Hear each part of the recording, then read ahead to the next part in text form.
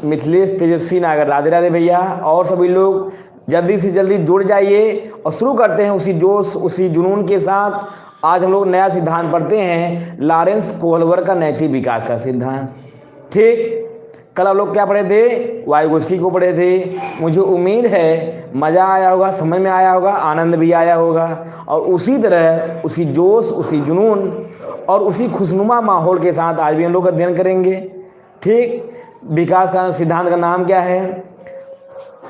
Lawrence कोहलवर के नैतिक विकास का सिद्धांत। लॉरेंस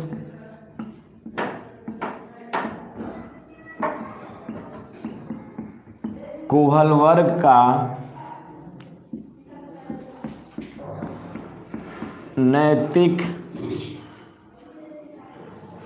विकास का सिद्धांत।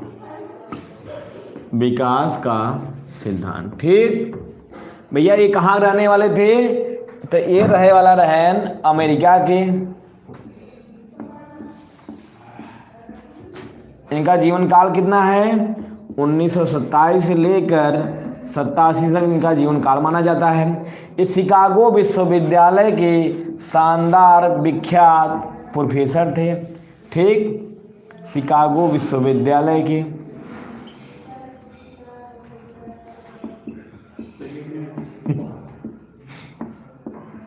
ठीक, यह जो शिकागो विश्वविद्यालय है यह कहाँ पे है? यह अमेरिका में है। ठीक, आइए चलते हैं, हम लोग चलते हैं। सर क्लियर नहीं दिख रहा है भैया। अजय जी आप अपनी क्वालिटी बढ़ा लीजिए, यहाँ तो सब कुछ ठीक ठाक है।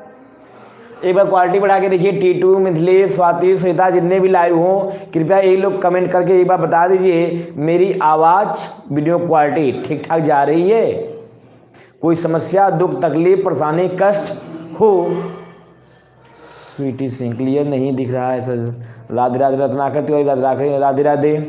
क्लियर नहीं दिख रहा है रत्नाकर जी, बताइए क्लियर नहीं दिख रहा है?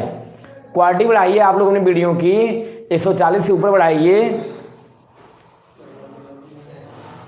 नेट तो नहीं खत्म हो गया होगा? एकदम ठीक है मेरे यहाँ जी। मिथिलेश जी, अजय आवाज़ तो आ रही है। हाँ ठीक बा, क्लियर है। धन्यवाद आप सभी का। ठीक है, तो जिन लोग को नहीं दिख रहा है आवाज़ में कोई समस्या नहीं होगी, आवाज़ में टनाटन जा रही होगी, क्वालिटी बढ़ा लीजिए। ठीक है, आप लोगों से रिक्वेस्ट प्रार्थना है। आइए चलते हैं। एक शिकागो विश्वविद्यालय के शानदार प्रोफेसर थे, इन्होंने नैतिक विकास का सिद्धांत दिया था। सबसे पहले हम लोग देखते हैं क्या होती है नैतिकता या क्या होती है मोरलिटी। इसे अंग्रेजी में बोलते हैं मोरल या मोरलिटी। तो यह क्या होता है, सबसे पहले इसको हम देखते हैं। जब कोई व्यक्ति या बालक सही गलत उचित अनुचित में अंतर करने लगता है उसे कहते हैं नैतिकता। फिर से सुनिए, जब कोई बालक सही गलत उचित अनुचित इत्यादि में वह अंतर करने लगता है, ठीक, तर्क वितर्क करने लगता है, वही होता है नैतिकता। हिंद की कहानी जी, सही बात है। ठीक, तो इनके पुस्तक है, पुस्तक को देख लेते हैं। Psychology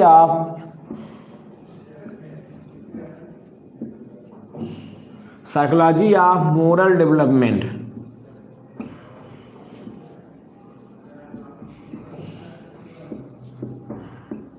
psychology of moral development यह इनकी पुस्तक है। ठीक, एक पुस्तक और है meaning and measurement of morality. यह आई थी 1984 ईस्वी में, यह आई थी 1981 ईस्वी में। इनका जो सिद्धांत आया था यह आया था 1958 ईस्वी में। 1958 ईस्वी में इनका सिद्धांत आया था। ये इनकी दो प्रमुख पुस्तकें हैं, the psychology of moral development, दूसरी पुस्तक है meaning and measurement of morality. ठीक, कोई दिक्कत परेशानी कष्ट समस्या कमेंट करिए आप लोग। टीटू कोई समस्या? चलिए हम लोग एक कहानी लेते हैं, उसी कहानी पे आधारित आगे बढ़ते हैं। ठीक, जैसे यह जो लॉरेंस कोहलवर था, यह नैतिक विकास का सिद्धांत जो दिया था स्वीटी सिंह, स्वीटी सिंह जी, टीटू जी को साफ दिख रहा है, अमित जी को साफ दिख रहा है, रत्नाकर जी को, मिथिलेश जी को, सबको साफ दिख रहा है, जयप्रकाश जी को भी साफ दिख रहा है। जयप्रकाश जी आपका तहे दिल से स्वागत, आभार है इस यूट्यूब चैनल पे। ठीक है, तो स्वीटी सिंह जी आप भी अपने वीडियो की क्वालिटी को थोड़ा सा बढ़ा लीजिए, उम्मीद है कि साफ दिखेगा। ठीक, तो इन्होंने जैसे सभी मनोवैज्ञानिक या मनोवैज्ञानिक नहीं दिख रहा है। 1 मिनट रुकिए ज़रा, हम अपने मोबाइल में चेक करें।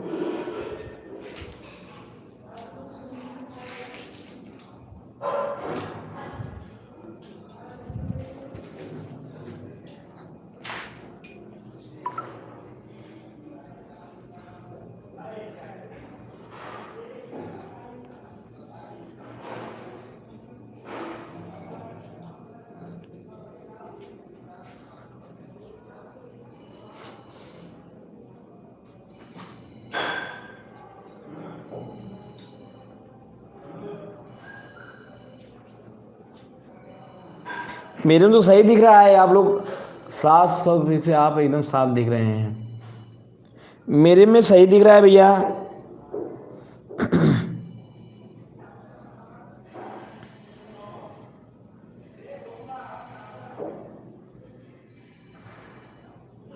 देखिए यह मेरी मोबाइल है, इसमें एकदम साफ दिख रहा है। ठीक है, क्वालिटी 360 कर लीजिए स्वीटी सी, या जो भी लाइव है चल रहे हैं क्वालिटी 300 बढ़ा लीजिए, आपको साफ दिखेगा। ठीक, आइए चलते हैं। ये इनका किताब हो गया, सिद्धांत का नाम हो गया, कहाँ के रहने वाले थे, कब पैदा हुए थे, कब मरे थे, यह सब कुछ हो गया। शबनम खातून जी नमस्कार। चलिए आगे देखते हैं। तो जिस प्रकार चाहे कोई वैज्ञानिक हो चाहे मनोवैज्ञानिक हो, बहुत से प्रयोग करने के पश्चात तब जाके अपना एक सिद्धांत प्रतिपादित करता है। एकता यादव जी राधे राधे। उसी प्रकार इन्होंने भी अपने सिद्धांत को प्रतिपादन लाने के पहले या प्रतिपादन करने के पहले बहुत से बालकों को प्रयोग किया था। ठीक, बालकों को प्रयोग कैसे करते थे? जो 4 से लेकर 20 वर्ष के बालक रहते थे, इन्हीं को कुछ कहानी सुनाई जाती थी। उस कहानी में समस्या को लाया जाता था, दुविधा लाया जाता था, जिसे क्या कहते थे? डिलेमा। ठीक, इन बच्चों को कहानी सुनाई जाती थी। कहानी के पात्र में स्वाति गुप्ता, नमस्ते भैया, नमस्कार। तो कहानी के पात्र में बच्चों को कहानी सुनाया जाता था और बच्चों से कहा जाता था अगर आप इसके स्थान पर अगर आप रहते तो आप क्या करते। तो बच्चे जाकर वहीं नैतिक तकड़ा में, नैतिक दुविधा में फंस जाते थे। ठीक, उसी प्रकार एक कहानी प्रसिद्ध है, आप लोग सुनिए। और यह कहानी एक हमारे सर की है। ठीक, और वह कहानी आप अपने स्थान पर रख के सोचिएगा, फिर उसका जवाब दीजिएगा। ठीक, एक हमारे सर हैं, मान लीजिए उनकी पत्नी बीमार हो जाती हैं। ठीक, और ख़तरनाक बीमारी जो थी वह उसमें कैंसर थी। कैंसर नामक बीमार से ग्रसित हो जाती हैं, जो लगभग बहुत मुश्किल से उस दवा का इलाज, उस इलाज का दवा मतलब उस बीमारी की दवा हो पाती थी या इलाज हो पाता था। ठीक है, वह व्यक्ति जाता है, उसे पता चलता है कि भैया वह उसकी पत्नी जिस बीमारी से ग्रसित है, उस बीमारी की दवा उसके शहर में ही एक डॉक्टर के पास है। उसको पता चलता है किसी तरह से, चाहे फेसबुक से, व्हाट्सएप से, टेलीफोन से। कान्हा गुरुदेव सुन लीजिए जी, उनको आवश्यकता है तो सुन ले कृपया से। ठीक, तो वह व्यक्ति जाता है अपनी पत्नी को बचाने के लिए, उस डॉक्टर के पास जाता है दवा के लिए। ठीक, तो बोलता है डॉक्टर से, भैया या सर डॉक्टर साहब, मेरी पत्नी जिस बीमारी से ग्रसित है उस बीमारी की दवा केवल आपके पास है, अगर आप मुझे वह दवा दे देंगे मैं तो मेरी पत्नी बच जाएगी। डॉक्टर कहता ठीक ठीक भैया, मैं आपको तो दवा दे दूंगा, लेकिन मैं तभी दूंगा जब मुझे आप दवा का 10 गुना दाम देंगे। कितना? जब तक हमें आप 10 गुना दाम नहीं देंगे तब तक मैं वह दवा नहीं दूंगा। अब वह डॉक्टर विकास के पास दवा उपलब्ध है। ठीक, तो अब वह जो व्यक्ति गया था, अब वह दुविधा में फंस गया, या तो अपने पत्नी को मरने दिया जाए या तो वह जाके दवा को चुरा ले ना। एक विचार और भी आता है, वह जाता है अपने दोस्त यार, अपने समाज में जाता है। जैसे हमारे सामने कोई समस्या आती है तो हमारे जितने मित्र यार इष्ट होते हैं उनसे सहयोग लेकर उस समस्या का समाधान किया जाता है। तो उसी प्रकार से वह व्यक्ति भी ज़्यादा दोस्तों यारों के पास जाता है, उस पैसे को कलेक्ट करता है, लेकिन फिर भी इतना पैसा इकट्ठा नहीं कर पाता है। तो उसके सामने दो ऑप्शन, ठीक, या तो पत्नी को मरने दिया जाए या तो जाए उसकी दवा को चुरा ले। अब आप लोग बताइए, अगर आप लोग की पत्नी रहती तो आप लोग क्या करते? अगर मेरा यह वीडियो, मेरी क्लास हम सब देख रहे हो तो वह भी इस प्रश्न का जवाब जरूर देंगे, ठीक। आप लोग कमेंट के माध्यम से बताइए, आपका पति या आपकी पत्नी अगर इस बीमारी से ग्रसित हो जाती तो आप लोग उसके स्थान पे क्या करते? दवा को चुरा लेते या पत्नी या पति को मरने देते? चुरा लेते। जयप्रकाश जी धन्यवाद। उसे यही उम्मीद है सबसे, हम त न चोरी करब। जी टिटू जी, वो तो समय बताएगा। चलिए, तो उस व्यक्ति के दिमाग में बात आती है कि भैया अपने पत्नी से वह प्रेम कर रहा था, जैसे हमारे सर करते हैं, ठीक। तो जाता है, उस दवा को चुरा लेता है और लाके अपने पत्नी को दे देता है। पत्नी उसकी दवा को पी लेती है, अमर हो जाती है ना। तो यही बात है। अब बच्चों को, जो यह 4 से लेकर 10 वर्ष के जो बच्चे हैं, अगर उनको यह कहानी सुनाई जाती तो यह क्या बच जाते? दुविधा में पड़ जाते, क्योंकि उनको तो यह पता है कि चोरी करना पाप है, चोरी नहीं करना चाहिए। अनीता यादव, ठीक है, धन्यवाद। दवा को चुरा लेते, लगभग उस अवस्था में जो भी रहेगा सब यही करेगा, ठीक। अब बच्चे जो रहते 4 से लेकर 20 वर्ष के बालक, वो फंस जाते। वो तो कहते अरे यार चोरी तो नहीं करना चाहिए। कुछ लोग कहते अरे यार वो तो 10 गुना दाम का 10 गुना ले रहा था। तो वहाँ पर दुविधा पड़ जाते। उसी पे आधारित इन्होंने अपना यह सिद्धांत दिया है, जिसका नाम है नैतिक विकास का सिद्धांत, और उस व्यक्ति का नाम था हिंज, ठीक।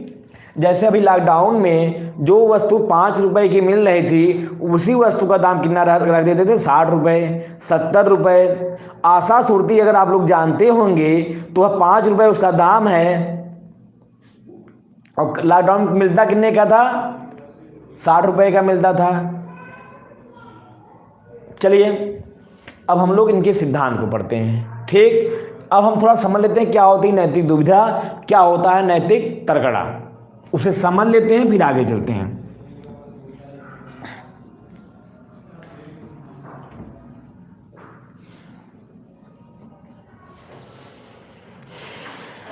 हम लोग समझते हैं पहले नैतिक तड़कड़ा।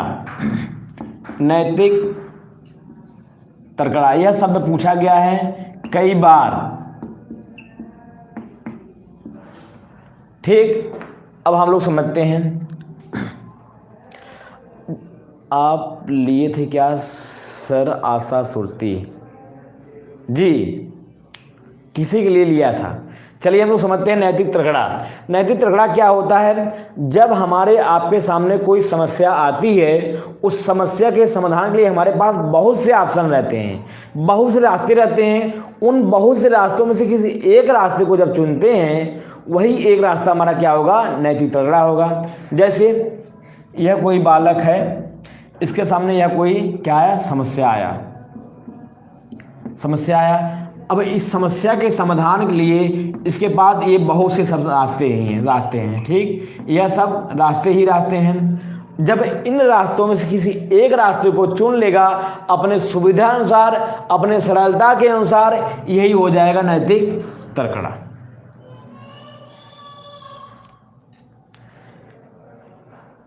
फिर से एक बार, जब किसी बालक के सामने कोई समस्या आती है, उस समस्या के समाधान के लिए उसके पास बहुत से रास्ते रहते हैं। बहुत से रास्तों या बहुत से विकल्प में से किसी एक विकल्प को चुनता है, उसे कहते हैं नैतिक तड़कड़ा, ठीक। तो जो नैतिक दुविधा होती है वह नैतिक तड़कड़ा का ही एक भाग होता है। इन बहुत से रास्तों में से चुनते समय जो हमारे सामने विरोधाभास रहता है, वही होता है नैतिक दुविधा। मुझे उम्मीद है इतना तो आप लोग को समझ में आ गया होगा। पबजी लवर, ओके सर धन्यवाद। टीटू भैया दिल दूर नहीं है, जितना चखना है चख लीजिए, दिल्ली दूर नहीं है। चलिए इतना समझ में आ गया? आप लोग कमेंट करिए, तुरंत बताइए। अगर ना समझ में आया हो दोबारा पढ़ाएंगे, तिबारा पढ़ाएंगे, जब तक नहीं समझ में आए तब तक नहीं छोड़ेंगे। ठीक, जब तक तोड़ेंगे नहीं तब तक छोड़ेंगे नहीं। चलिए आगे हम लोग पढ़ते हैं अब इनके सिद्धांत को। नैतिक विकास का जो सिद्धांत था उसके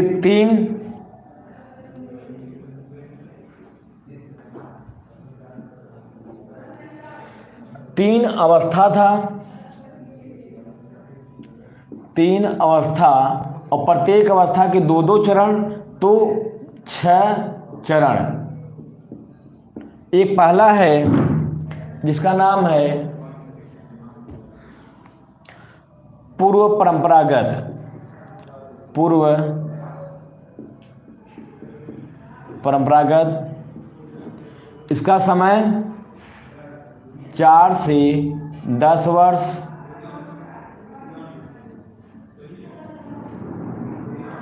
अगला है परंपरागत, या इसी को कहते हैं रूढ़िवादी। ठीक, इसका समय है 10 से 13 वर्ष। और अंतिम है उत्तर परंपरागत, उत्तर परंपरागत, और इसका समय कितना है? 13 वर्ष से ऊपर, 13 वर्ष से ऊपर। ठीक, इसी को कहते हैं उत्तर रूढ़िगत भी कह सकते हैं आप लोग, उत्तर रूढ़िगत। ठीक, अब प्रत्येक अवस्था के 2-2 उपचरण हैं, हम लोग उसको देखते हैं। ठीक, अच्छा, कहीं कहीं यह जो 4 से 10 वर्ष लिया गया है तो जन्म के पश्चात जो 4 वर्ष का गैप मिल रहा है उसको चरण के रूप में लिया जाता है। कितना? 0 से 4 वर्ष, तो एक चरण इसको मान लिया जाता है। तो कहीं कहीं 7 चरण हमें आपको देखने को मिलता है, लेकिन मेन जो है यह 6 चरण ही है। बात समझ में आई? कॉन्सेप्ट क्लियर हुआ? किसी कोई दिक्कत? आगे चला जाए। ठीक, तो एक शब्द है परंपरागत या रूढ़िगत, इसका मतलब क्या होता है पहले हम लोग इसको समझ लेते हैं। परंपरागत रूढ़िगत मतलब ये होता है, परंपरागत मतलब होता है पुरानी रीति रिवाज, परंपरा, सोच विचार के अनुसार जो कार्य करते हैं उसे कहते हैं परंपरागत या रूढ़िवादी सोच। जैसे आप लोग सुने होंगे ना, स्त्री शिक्षा नहीं दिया जाता था, ठीक है, बाल विवाह हो जाता था, दहेज प्रथा होता था। ये सब क्या है? हमारी आपकी एक रूढ़िवादी सोच है ना, कि भैया बेटियों को नहीं पढ़ना चाहिए, ठीक है, दहेज लेना चाहिए। इसे ही कहा जाता है परंपरागत सोच या रूढ़िवादी सोच, जो एक समाज द्वारा बनाया दिया जाता है। ठीक है, अब अगर पूर्व लग गया तो रूढ़िवादी सोच के पहले की अवस्था, इसमें पूर्व उत्तर नहीं लगा है तो इसी समय रूढ़िवादी वो सोच रहता है इस समय। और उत्तर की अवस्था मतलब जो समाज द्वारा नियम कानून बनाए गए हैं उसके ऊपर की अवस्था। ठीक, अब इसमें जो है पहला है पूर्व परंपरागत में, इसके 2 उपचरण है। पहला है दंड एवं नहीं, पहला है अहम केंद्रता,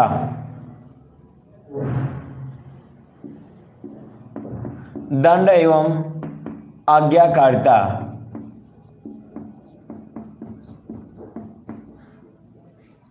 ठीक, तो इसके शब्दों में इसका शब्द अर्थ छिपा हुआ है। ठीक है, इस अवस्था का उम्र देख लीजिए 4 से 10 वर्ष का बच्चा क्या क्या दिमाग लगा सकता है। आप लोग अगर आपके घर में बच्चा हो, अगल बगल हो, सोचिए क्या क्या वह कर सकता है और कैसे कैसे आप उसे कार्य करवा सकते हैं।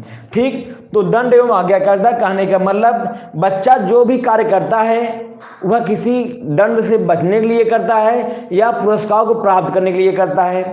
इसे कहते हैं दंड एवं आज्ञाकारिता ना। मतलब बच्चा वह समझता है अगर मैं शाम तक 20 तक पहाड़ा सुन के नहीं सुनाऊंगा मुझे 20 डंडे खाने को मिलेंगे, या इससे बचने के लिए व्यवहार करता है, या तो वह सोचता है कि अगर मैं यह कार्य कर दूंगा तो मुझे 1 घंटे के लिए मोबाइल चलाने के लिए मिल जाएगा, घूमने के लिए मिल जाएगा, टॉफी या चॉकलेट मिल जाएगी पुरस्कार के तौर पे। तो इस अवस्था में नैतिकता को नहीं समझता, क्या है सही क्या है गलत, किस कार्य को हमें करना चाहिए किस कार्य को नहीं करना चाहिए, वह वही कार्य करता है जिस पे उसे या तो दंड मिलती है या तो पुरस्कार या सजा मिलता है। ठीक, इतनी बात समझ में आई आप लोग को। आगे चलिए, अगला कौन सा है अवस्था? दूसरा है अहम केंद्रता।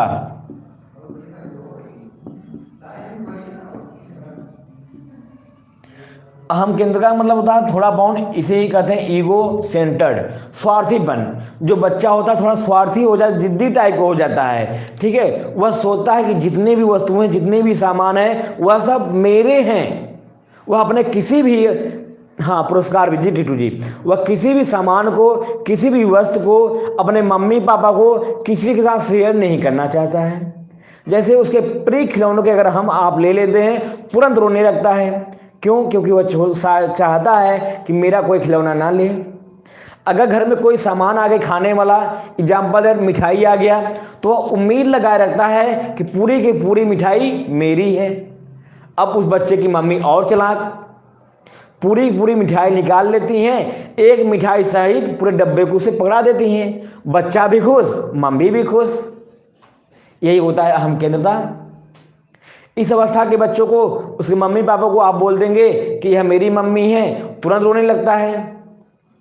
जी श्वेता रघुवंशी जी, स्वागत है आपका, सब कुछ मेरा है। ठीक, तो यह इसके दो उपचरण थे। अब हम आते हैं परंपरागत या रूढ़िवादी सोच में। ठीक, तो इसमें अवस्था पहुंचने के बाद जो यह उम्र है, इस उम्र में बच्चा वही सोचता है कि जो समाज द्वारा नियम कानून बनाए गए हैं वही हमारी नैतिकता है ना। क्योंकि वह जानता है जो बड़ों द्वारा जो नियम कानून बनाए गए हैं उसी के अनुरूप वह व्यवहार करता है, उसी को नैतिकता समझकर, ठीक है, उसी के अनुरूप अपना कार्य करता है, अपने समस्या का समाधान करता है। जैसे पहला है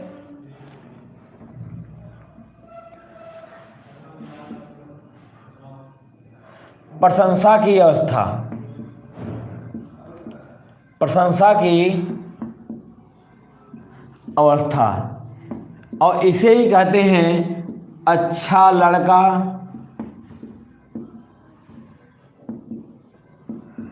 एवं अच्छी लड़की बनने की अवस्था। अच्छी लड़की बनने की अवस्था मतलब इस अवस्था में बालक प्रशंसा पाने के लिए सब कार्य करता है। ठीक, कि मैं अगर इनका सेवा करूंगा, इनके लिए यह कार्य कर दूंगा, मुझे प्रशंसा मिलेगी। अच्छा लड़का अच्छा लड़की, जी रश्मिता जी, ठीक, अच्छा लड़का या अच्छा लड़की बनने की अवस्था। इसी अवस्था में जो लड़के रहते हैं दाढ़ी मूंछ सेट उठ करके जिम उम जा हो के अपना शरीर एकदम फिट फाट बनाए रहते हैं। जो लड़कियां रहती हैं क्रीम पाउडर पोत वोत लेती हैं, गुड़ बनने की अवस्था। जी ठीक, तो इस अवस्था में बालक उसी कार्य को पसंद करता है जिसमें उसकी प्रशंसा हो। वाह बेटा वाह, क्या काम तूने कर दिया, इसने इतने में लड़का खुश। आप इतना करके आप उस बच्चे से चाहे जो भी करवा लीजिए, लेकिन अचकव आप उससे तू टिन्नाया है तो लड़किया उससे डबल टिन्नाई है। मतलब वह इस अवस्था में उम्मीद लगाए रहता है लोग मुझसे स्नेह करें, प्रेम करें। जिस व्यक्ति से वह उम्मीद लगाए रहता है प्रेम और स्नेह का, अगर वह उम्मीद नहीं होता है, प्रेम स्नेह नहीं मिल पाता है, तो वह कुंठित हो जाता है। चलिए, इसके अगला जो उपचरण है वह है सामाजिक नियमों के प्रति। सामाजिक नियमों के प्रति सम्मान की अवस्था, या इसे कहते हैं नियम कानून। नियम कानून, ठीक, तो यह सोचता है समाज में जो नियम कानून बनाए गए हैं हमें उसका सम्मान करना चाहिए, वही हमारी नैतिकता होती है, उसी के अनुरूप वह व्यवहार करता है। अगर उसे आप वह जानता है कि घर वाले अगर इस, जैसे मान लीजिए इस घर का बच्चा है, ठीक, अगर यहाँ इसके पड़ोसी में झगड़ा हुआ है तो इसके घर वाले इसके पड़ोसी नहीं जानते हैं, तो यह जानता है इस घर में जाना पाप है, इस घर में नहीं जाना चाहिए, यहाँ पे भूत कर देंगे हमारे साथ, इसलिए बच्चा भी इस घर में नहीं जाता है ना। बात समझ में आई? इसके अलावा एग्जाम्पल या उदाहरण के तौर पे आप कुछ भी ले सकते हैं।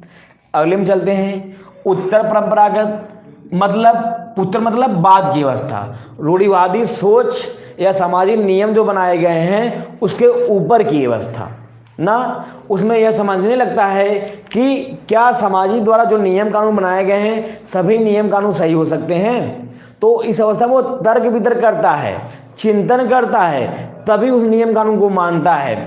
अगर उसे सही लगता है तब तो उस नियम को स्वीकार करेगा, अन्यथा नहीं करेगा।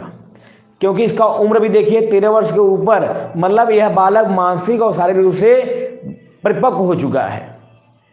अपने व्यवहार को वही व्यवहार करता है जो स्वयं से एक विचार बनाता है, स्वयं के सिद्धांत पर आधारित वो अपना व्यवहार करता है। ठीक, इसके पहले जो उपचरण है वह है, पहला है सामाजिक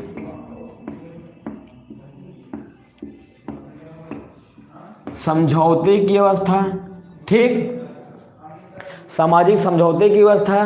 तो इस अवस्था में आने के बाद यह जो बालक है वह समझ जाता है कि समाज में जो हमें रहना है या समाज में हमें आपको जाना है, तो समाज के नियम कानून को जब हम एक समझौता करेंगे, एक तर्क वितर्क करेंगे, तभी उसके नियम कानून को हम मानेंगे।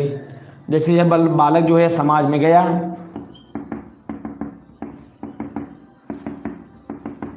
ठीक, वह समझ जाएगा कि यह जो हमारा समाज है, अब इसमें जो नियम कानून बनाए गए हैं उस नियम कानून को तभी मानेगा जब इसे पसंद आएगा ना। जैसे इसमें जो बालक रहते थे, इसमें यह बताया जाता था इस अवस्था के बालकों को कि आपको रात को 10 बजे तक सो जाना चाहिए और सुबह 4 बजे उठ के पढ़ना चाहिए। इसी आधार पर वह व्यवहार करता था। लेकिन इस अवस्था में आने के बाद वह इतना समझदार परिपक्व हो जाता है कि अपने इच्छा और रुचि अनुसार व्यवहार करता है कि हो सकता है वो रात को 2 बजे तक पढ़े क्योंकि रात को पढ़ना अच्छा लगता है, सुबह लेट तक सो के उठे। कहने का मतलब यह मानसिक रूप से परिपक्व समझदार हो जाता है, अपने सभी निर्णय को अपने विवेक अनुसार कार्य करता है। अगला है सार्वभौमिक सिद्धांत की अवस्था। इसे ही विवेकशील अवस्था भी कहा जाता है। इसे ही विवेकशील अवस्था भी कहा जाता है ना। साधु सन्यासी किस अवस्था में आएंगे सर जी? साधु सन्यासी जी भैया उम्र के आधार पे आप बांट लीजिए। वह अपने व्यवहार पे, अपने जो नैतिकता करते हैं, जो व्यवहार करते हैं, वो अपने इच्छा अनुसार करते हैं। ठीक, तो वो लोग इसी में आएंगे मिथिलेश जी, वो लोग आपके अंतिम वाले अवस्था में आएंगे। आपका इसलिए उम्र बांट दिया गया है। ठीक, अगर वो साधु सन्यासी बनते हैं तो अपने स्वेच्छा से बनते हैं। बात समझ में आई? क्योंकि उनके पास मानसिक रूप से वो परिपक्व हो गए हैं, शारीरिक रूप से परिपक्व हो गए हैं। चलिए आगे, मुझे उम्मीद है आपको समझ में आ गया होगा। इसे ही कहते हैं विवेकशील अवस्था। कहने का मतलब बच्चा जो या जो बालक होता है अपना एक किसी कार्य को करने के लिए अपना एक खुद का सिद्धांत बनाएगा, उसी सिद्धांत पर आधारित वह कार्य को करेगा ना। जैसे यहाँ पे एक क्वेश्चन आया था कि एक व्यक्ति है जो समाज के, हम तो अभी टॉफ़ी चॉकलेट पे खुश होके, मतलब स्वाति जी दिल तो बच्चा है अभी ना, कच्चा है। चलिए, वह भी एक खुशी का पल होता है, अच्छी बात है। हमें अपने आप को अपने बचपना जीवित रखना चाहिए ना। एक क्वेश्चन आया था, सुनिए आप लोग और आंसर देने की कोशिश करिए। ठीक है, एक व्यक्ति है वह सोचता है इस सरकार को हम टैक्स नहीं देंगे क्योंकि यह सरकार हमारे टैक्स को लेकर वह सुविधा अनुसार या नियम अनुसार कार्य को नहीं करती है, अर्थात टैक्स को चोरी करती है। हमें इस भ्रष्ट सरकार को टैक्स नहीं देना चाहिए। अब वह व्यक्ति किस अवस्था में है आप लोग स्वयं बताइए, वह व्यक्ति किस अवस्था में है?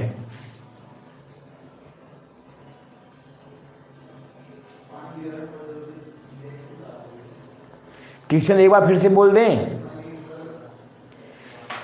चलिए फिर से बोल रहे हैं क्वेश्चन। एक व्यक्ति यह सोचता है कि यह जो हमारी सरकार है, भ्रष्ट सरकार है, इसको टैक्स नहीं देना चाहिए, ये हमारे टैक्स का उचित प्रयोग नहीं करती है। ठीक, अब आप बताइए वह व्यक्ति किस अवस्था में है? उत्तर परंपरागत। शैलेश यादव जाग गया कहा? शादी की बात की अवस्था में साधु सन्यासी बनते हैं। सामाजिक नियम में दूसरों की अवस्था का दूसरा चरण। होशियार अवस्था में सर सामाजिक समझौता। परंपरागत नहीं मिथिलेश जी, वह जो व्यक्ति है वह तीसरे वाले में जा चुका है। वह अपने विवेक का प्रयोग कर रहा है और स्वयं निर्णय कर रहा है कि मैं इस सरकार को टैक्स नहीं दूंगा।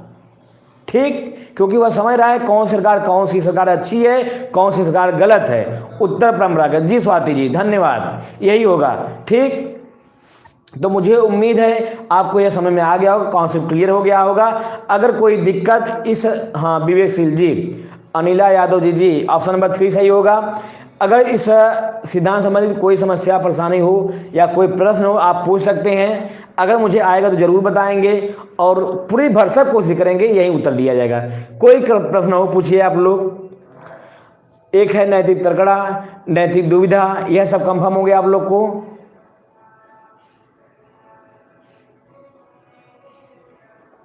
ऐसा माना जाता है कि कोहल वर्ग महोदय ने 70 से 72 प्रयोग किए थे, तब जाके इन्होंने अपना यह सिद्धांत दिया था। बहुत ही अच्छा कॉन्सेप्ट बना सर, बहुत बहुत शुक्रिया आपका। एक बार फिर से पैनी नज़र से घुमा दीजिए। ठीक है मिथिलेश, जिसकी जो इच्छा है पूरी कर दिया जाए। ठीक, देखिए इन्होंने बालक के नैतिकता को बताया है कि हमारे जो नैतिकता होता है वह किस तरीके से विकसित होती है, किस अवस्था में किस प्रकार की नैतिकता रहती है। तो पूरे अवस्था को उन्होंने 3 अवस्थाओं में बांट करके, ठीक है, जो पहली अवस्था है पूर्व परंपरागत, दूसरी है परंपरागत, तीसरा है उत्तर परंपरागत। परंपरागत शब्द का अगर आप लोग अर्थ समझ गए तो पूरा सिद्धांत आपको एकदम आसान, हवा और हलवा लगने लगेगा। पहला है पूर्व परंपरागत, मतलब बच्चा इसमें परंपरागत या रूढ़ी को सोच के पहले की अवस्था है। बच्चा इसमें यह नहीं समझ पाता क्या नैतिकता है क्या नैतिकता नहीं है, वह उसी पे आधारित कार्य को करता है जिसमें उसे या तो उसे कोई दंड दिया जाता है या तो कोई पुरस्कार दिया जाता है। ठीक, अगला है परंपरागत या रूढ़िवादी सोच, जैसा कि इसके शब्दों में इसका अर्थ छिपा हुआ है। ऐसी सोच, ऐसी अवस्था जो सामाजिक नियमों कानून को ही नैतिकता समझने लगता है, वह उसी को नैतिकता मानता है या समझता है जो यह कहा जाता है जिसमें कि समाज और नियम कानून बनाए गए हैं वह नैतिकता होता है ना। जैसे उसके मम्मी पापा बहुत एक सीधे साधे बालक इंसान हैं। ठीक, अगर वह बच्चा किसी और को देखता है क्या करते हुए, कुछ अनैतिक व्यवहार, अशब्द प्रयोग करते हुए सुनता है, देखता है, तो वह समझा देगा, देखिए मेरे पापा ऐसे नहीं करते हैं, आपको भी नहीं करना है। चुनाव में तो उम्मीदवार में से एक, यहाँ पे समझा देगा। लेकिन यहाँ पहुँचने के पश्चात आप चोरी कर रहे हैं, डकैती कर रहे हैं, ठीक, इसका पड़ोसी जो होता है कुछ वगैरह इससे मतलब नहीं है। वह समझता है कि अगर सामने वाला गलती कर रहा है तो वह करने दिया जाए। बहुत तरीके से जाके समझा देगा। उचित अनुचित में वह अंतर करने लगता है। चुन लेगा तकड़ा, हाँ जी, अगर वह समस्या के किसी बहुत से विकल्पों में किसी एक विकल्प को अगर चुन लिया तो वह नैतिक तकड़ा, और चुनने के पहले की जो विरोधाभास रहता है वह नैतिक दुविधा। जी टीटू जी, अजय यादव जी नमस्कार भैया। दोनों में निष्कर्ष में समस्या दुविधा, नैतिक तकड़ा और नैतिक दुविधा में दिक्कत है अभी। अच्छा ठीक है, एक बार फिर से बता रहे हैं, ध्यान सुनिए। पहले तो सुनिए, नैतिक जो दुविधा है वह नैतिक तकड़ा का ही एक भाग है ना। अब नैतिक तकड़ा सुनिए क्या होता है।